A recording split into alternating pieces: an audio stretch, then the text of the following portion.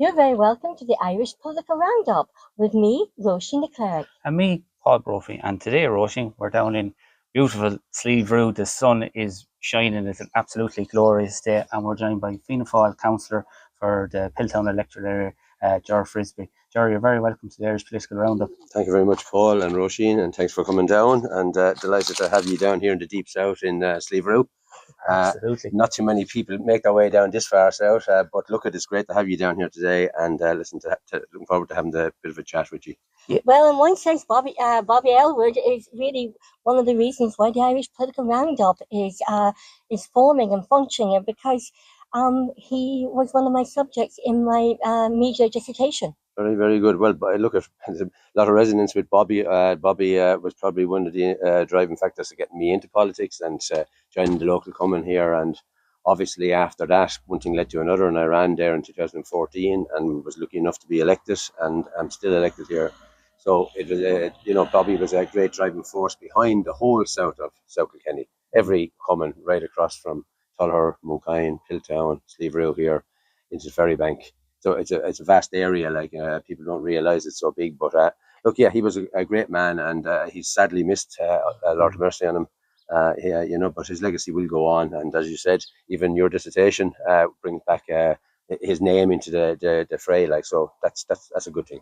And our very first interview was it was a tribute to Bobby Elwood. Yeah, very nice. Yeah. Look, that'll be nice, and his family will enjoy that as well, Helene and the lads. Yeah, and you know what? When I went up to Leinster House to interview Bobby, Lawrence, his PA, made me a lovely cup of tea and charged my phone. Very good. Lawrence is lovely. Lawrence is working with Mary Butler now. Yeah. Right. So yeah.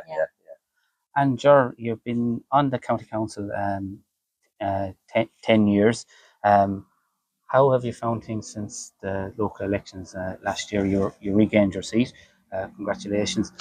What are the big issues that have been coming up here in South Kilkenny? I suppose since I was elected, it's to see what can, by having someone in the local area, what can be achieved and what can be done.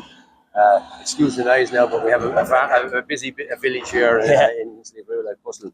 But it's great to see what can be done locally, like, and obviously for Slieverue and the surrounding areas, that would be my main remit and my main reason for getting into politics is to try and improve the landscape and improve people's lives. That's in so much as I can in the immediate vicinity. Yeah, and roads are a big issue here, and the N24, N25 is an absolutely massive issue. You had a public meeting in the Rue Glen, not too far from us here. Yes. There was over 300 people in attendance, and this is a big issue for this area. Yeah, well, look, at the N24 and N25 obviously have been neglected for years, and look, at basically the meeting came out of frustration by locals, and there was a very strong local group formed, a committee, and they just asked ourselves as local politicians, they kept it apolitical, but just to bring us in on board to try and get our voice behind them. But they did all the hard work. And that culminated in a public meeting 3 weeks ago in the Rue Glen, which I just say there was over 600 people at that meeting. 600 people? Wow. Yes, absolutely. It was kind of chaired by Damien Tiernan, and there was 600 people there, and that just shows the depth of feeling in relation to the road, both the N24 and the N25, even though this was specifically N25 based. That meeting was held just basically in relation to the section of road that is after having 11 deaths in the last 10 years, but more obviously in the preceding years.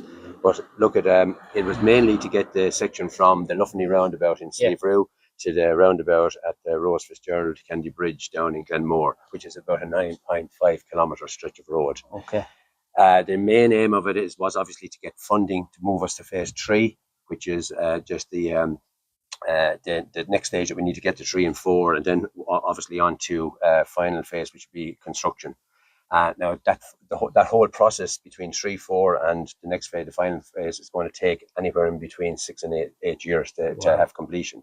So in the meantime, the group was set up to get that on the agenda anyway, because funding wasn't granted last year or in 2023 for it. So we're after being promised now that funding will be made available at the end of this year for the start of next year for phase 3 and 4. And your colleague, Deputy Peter Chapclear, he has raised this in the Dáil, and I suppose yes, he's on. The objective is to get it into the National Development Plan, which I think around October will be. Well, it is in the National Development Plan. It was just getting funding for it. So look, we have got a clear indication through the efforts of Peter, and he met with Minister Darragh O'Brien, and Darragh has given us a clear indication that the funding will be available now in October for phase 3 and 4 of the N25 to proceed, which is very, very good news.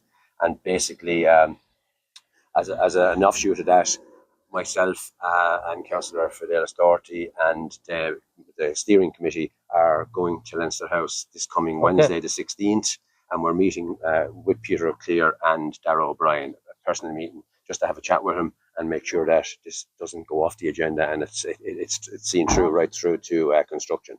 Absolutely. And as you said, it's a 9-kilometre stretch of road. Kind of what measures would you like, involved in that upgrade? Well, the new road, the funding is looking for a new road, which will be a completely separate new 9-kilometre stretch of road, which will be constructed. But the group is set up basically at the moment to try and get safety measures put in place on the 9th stretch of road, because, as I said, it's not going to be done for another 7 or 8 years. Right. So we don't want any more deaths in that time frame. So basically, we will be looking for safety measures. Ditch cutbacks, stretches of roadway need to be widened. Yes. Not huge work. Speed cameras. We have one speed camera. We're trying to get a second, which will give us a mean speed on the 9.5 kilometre section of road.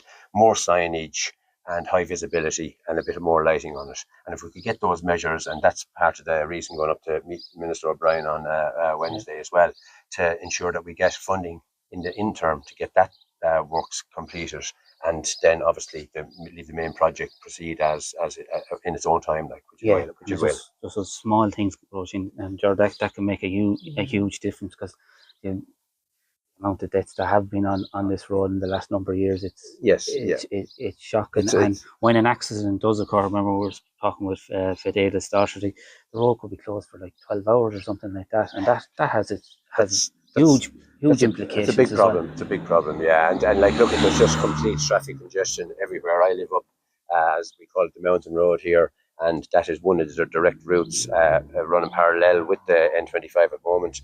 So when there's an accident, everything is directed down our road, which is a country road suitable for one car, and you have Arctics, you have diggers, you have everything. You have cars trying to come and go. Yes. So it's just bedlam, and the whole place is bottled up. And the same on the far side of the parish, down in the Drumdowney area and running across down to Glenmore, you have the same problem. The cars traffic are going two ways on a single lane road, country road. Correct in saying that the N25, there's something like 18,000 cars a day using it, so it certainly has a high volume of traffic, and there's certainly anywhere a need for these works. Oh yeah, absolutely. It's anywhere between 14 and 18,000, and we're situated between two of the biggest ports in not in Ireland, in Europe. Bellevue Port is just down behind us here down the road, and you have Rosslare Harbour. So it's the amount and the volume of traffic on those roads, obviously since Brexit as well, has increased hugely. All you need to do is go over to the side of the village here at the roundabout, coming off the Port Road, and you'll see there's a lorry every 30 seconds coming up out of it on weekdays. So it's a huge issue, and it needs to be sorted, and hopefully we're going in the right direction. I'd be very positive of that, and we just want to copper fasten that with our meeting next Wednesday. And it's also detrimental to the local community about the deaths, because I'm sure it's probably a lot of the local communities that have passed have been killed on the road, so the local community is really hugely affected. Everyone is affected. You know what I mean? If you look at it, there were some statistics made there that one death anywhere across the country reverberates and probably brings in Encompasses probably somewhere about 150 people. Wow. It affects through your family, your relatives, your friends. It spreads out then into the community, your friends. If it's someone that's involved with sports, teammates, clubs, everything, it's just huge. So it has huge ramifications. So it needs to be done. And it's the exact same for the N24. That needs to be prioritised as well and done, because we have to be connected, and we have to be connected safely. So that's one of the burning issues at the moment. Anyway, it's not the only issue, and I'm sure we'll talk about other issues as well. Absolutely. And we're not far from Ferrybank here, which is the largest urban area in County outside of Kilkenny City. Outside of Kilkenny City. And there's a big shopping centre there that has been lying pretty much empty since 2008. Absolutely. And I'm sure it's been a source of a lot of frustration since you've got elected there. But you are hopeful that things are going to change there. Absolutely, Paul. Yeah, look, it's been there, as you said, since 2008. I was elected in 2014. I serve a lot of the Ferrybank area, and a lot of my voters would come from the Ferrybank area, and that's what I got on the doorsteps. What are we going to do about the shopping centre when I first ran in 2014? So I put it on my agenda and my list, and I have continued to bang the drum for that since I got elected at every municipal meeting and tried to advance it. But I know it was tied up for the first 7 or 8 years in court cases and whatever. But now, only over the last couple of years, Dunnes Stores have acquired the centre itself. So the job then was to engage with Dunnes Stores, and we have done that over the last couple of years. Our senior management, CEO and senior planners have been engaging with them, and thank God we can say now, since 2 weeks, they've lodged a planning application for the development of their store for Dunnes Stores in the thing. It was lodged about 2 weeks ago. So look, at that has culminated in that happening. So hopefully with that, the decision is due on that the 26th of August. And with that happening, hopefully the centre will start. If Dunnes go in, one thing will lead to another, and you have other people wanting to go in there. And there's a lot of people have been on to me and a lot of businesses in relation to going into the centre. So please God, fingers crossed, that will come to pass, and we'll get the centre open after at long last, like, you know what I mean? Because it's a huge community around there. You have the local hurling club is underneath it, and the local soccer club, and we'll have the new Greenway running right behind it, which is going to be the section of Greenway from the North Keys to Curramore is going to be opened hopefully later this month or early in August. So that's over a 6 kilometre stretch, and we'll be nearly there with the Greenway. Then we have one section left then between Curramore and Glenmore, and that should, so like, it's all coming together. As of course, there's the North Keys development there as well, and Ferrybank kind of plays into that as well. Yeah, and another big development in Ferrybank was the primary healthcare centre, which is built straight across the road from the shopping centre, and that's up and running now, and it's very, very successful, and is taking a huge strain off the Waterford Regional Hospital outside. And it's great for the locality. People can walk in there and they have all the facilities and all the services at their fingertips. So that's another great development. So look at the North Keys. Yes, as you mentioned, has been undergoing now for the last couple of years, and huge strides have been made down there, and the place is just transformed really, and it's nearly ready to open. The public realms section of it is nearly finished, and then hopefully they'll get onto the hotels and apartments and the retail offering then in the next phase. Yeah, absolutely. And Roisin, we held a talk in the Ferrybank community centre there. Very fun on the subject of dyslexia. Your colleague, Jenny Castellacci was one of the speakers.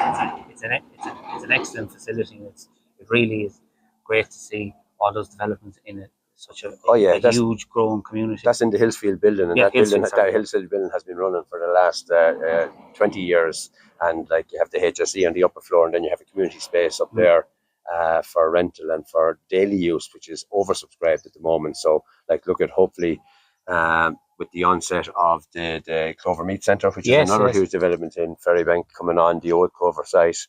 It's sitting on, I think, about 10 or 12 acres. There's an old community hub there, and the council have acquired it from the trustees of Clover Meats.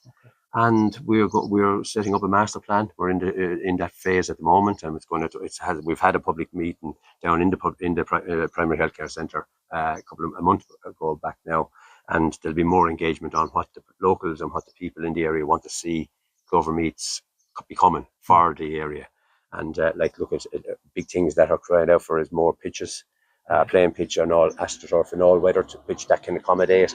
We have a huge school down there. Abbey is probably one of the biggest schools in Kilkenny. There's nearly over 1,100 students in it now at the moment. And then we have 2 primary schools as well. You have the girls and the boys schools in there. So they need playing areas. So all weather and all purpose playing fields, not just for GAA, but for hockey, everything, basketball courts, the whole lot. So look, that's all coming to, it will be all brought in under the master plan for the Clover Centre. So look at, things are happening, like, you know what I mean? There's a lot happening down there, and like, there's more to happen, like, so watch this space, as they say. Absolutely. And we're in the lovely village of Slieverue here in South Kilkenny, and this gentleman behind us here, John O'Donovan, he's a very interesting character. Yes, yeah, well, look at John. That's we sat here. You were looking for a place to sit. We sat here. It just kind of conveniently happened on this lovely day. And John O'Donovan, I am not a historian myself, but he was a famous. He was born, I think, around early 1800s, and he lived up the road there in Ashity Moor, just up past the hurling field. That's where he was born, and he was a famous historian and scholar, and was like renowned all over the world. And I believe he set up the first ordnance survey maps of the whole of Ireland. He mapped it out, and he was the instigator in that. So look, you'll have to look into the history books more. Yeah, exactly. But I haven't time. We use Google Maps to get down here, Roisin. So that's probably a precursor to that. Yeah, that's Slieverue. It's a small village. There's a village and community. There's about 1,300 people in the catchment area, like, you know what I mean. But it's vibrant. But like, it's important that you know what I mean. The infrastructure is put in place to keep jobs in the area. Like, we have. Before I forget, sorry, there's other interesting people that came from Slieverue. You have Paddy Buggy, president of the GAA. Paddy played with the local hurling club here. He was president of GAA and a renowned hurler himself. And also, I suppose, just across the road on the other side from the church is the home of David Welch, the famous journalist, cycling of fame. David came from the village here as well, like, you know what I mean? So there's a lot of people, like famous people that came from the village, and not, you know, so.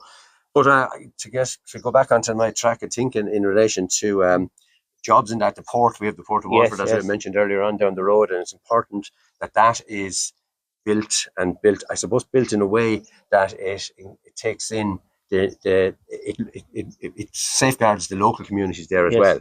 Like, you know what I mean?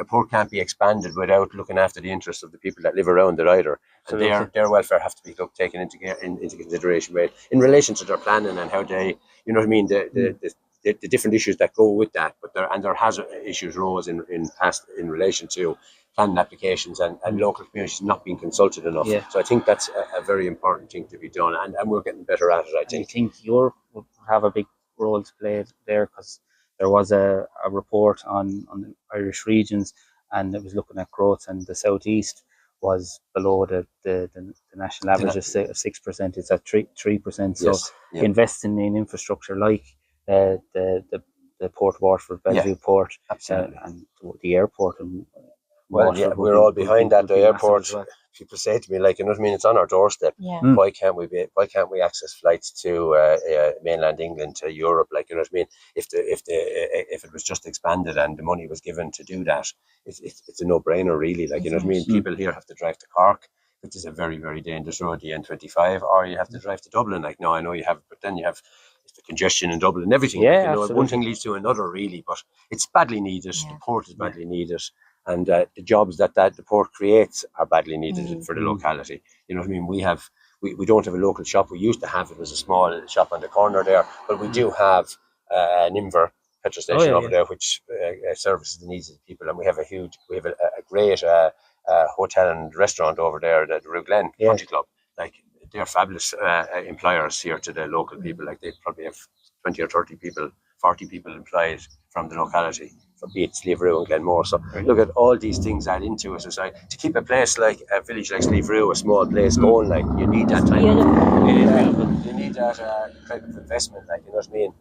And the other thing I was going to say as well is, on the planning side of things, it's very, very important that one-off houses for locals are allowed to be built, and that we can cut out a lot of the red tape out of it with different issues. Like, people have to be allowed to live in their area, or if we don't have people from the area being able to build houses in the area, you're not going to have children to feed the schools, Absolutely. to feed the hurling clubs, Yeah. to feed the camogie clubs, to feed the youth club, which we have here.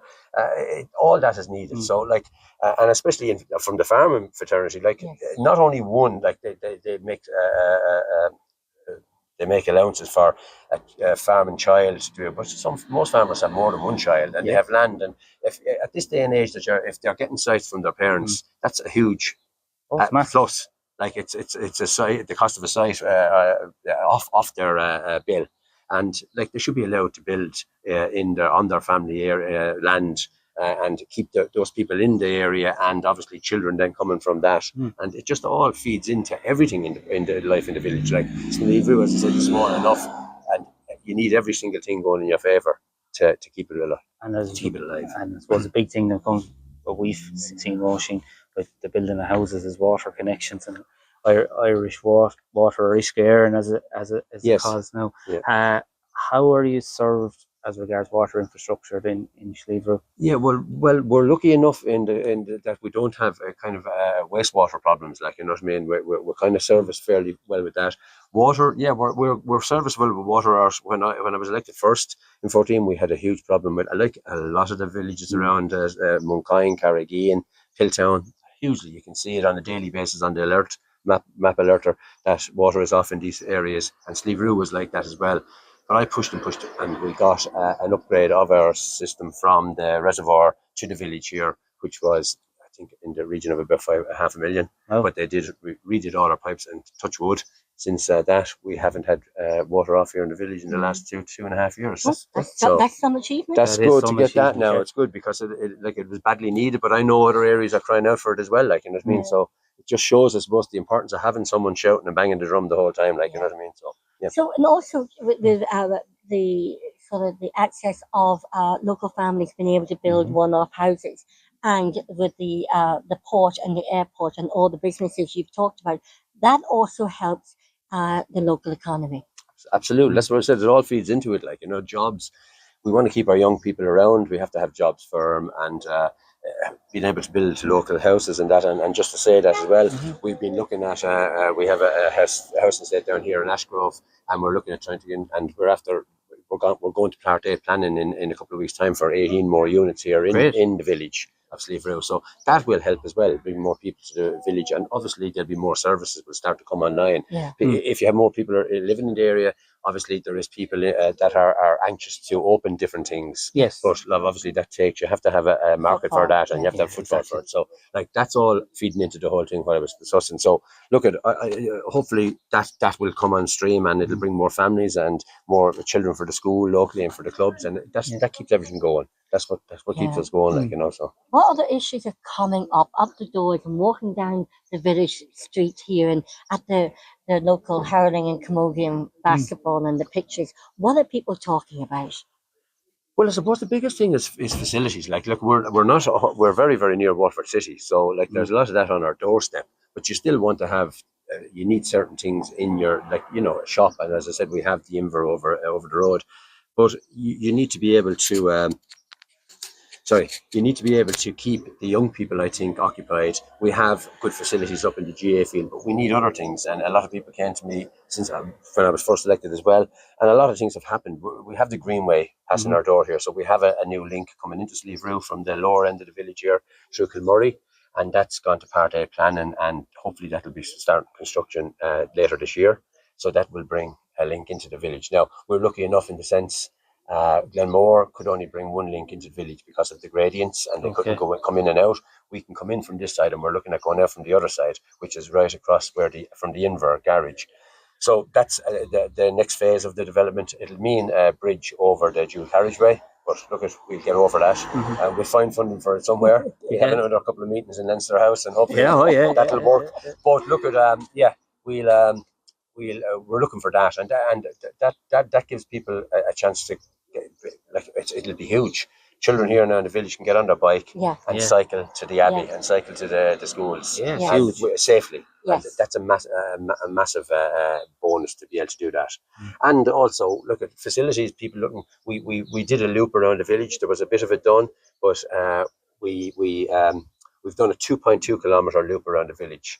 which is fully lit and fully footpathted, and that is adding to the whole.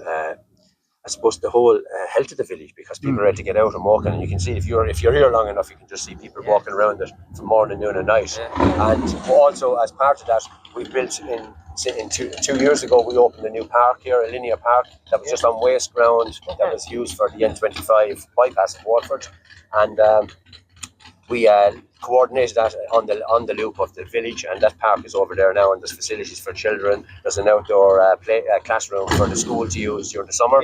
They can sit out there, they have their board. If you get a chance, you can go over and take a picture of it.